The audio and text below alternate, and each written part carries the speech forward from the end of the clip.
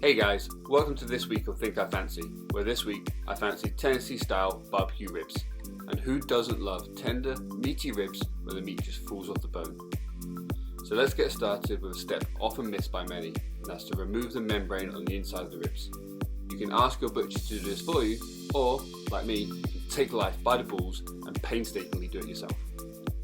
I however do urge you not to make the same mistake I made, where you try starting off using your bare fingers to tug and pull at the membrane and it should tear off.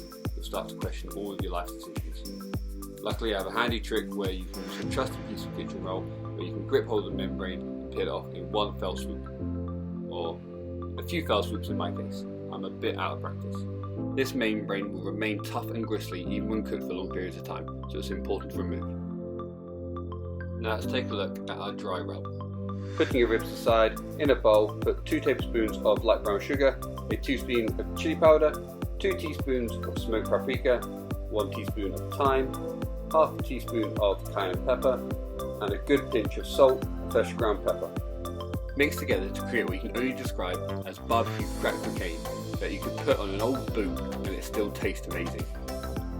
Once your rub has been mixed, thoroughly coat your rack of ribs, making sure to get in all the nooks and crannies.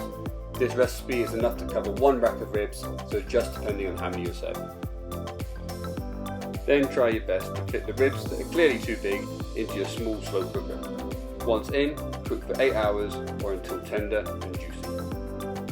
While that's cooking, time to work on the barbecue sauce.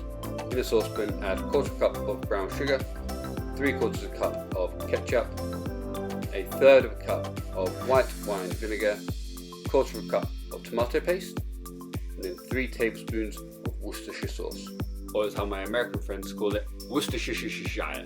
After that, you add in 1 tablespoon of hot sauce, 1 teaspoon of garlic powder, 2 teaspoons of onion powder, and a healthy pinch of ground black pepper and a bigger pinch of salt. Let's not forget the classic Tennessee tipple, Jack Daniels. Go and add a couple of shots for good measure and mix to combine.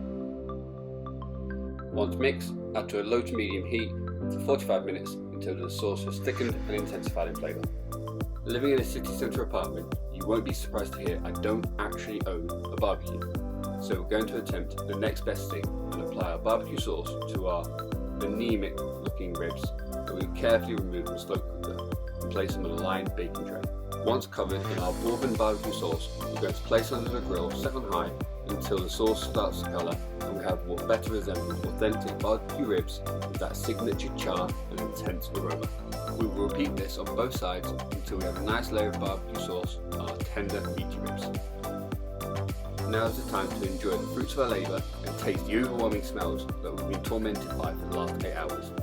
These ribs were juicy, meaty, and turned out so much better than I hoped without a barbecue.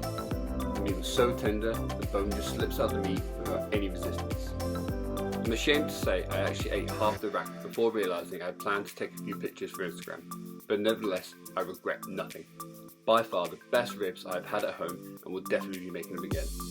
I hope you guys give this recipe a go, and I'll be sharing new recipes each week with you guys on my channel, so please go over and subscribe and make sure you don't miss out on any new and exciting recipes I bring up there.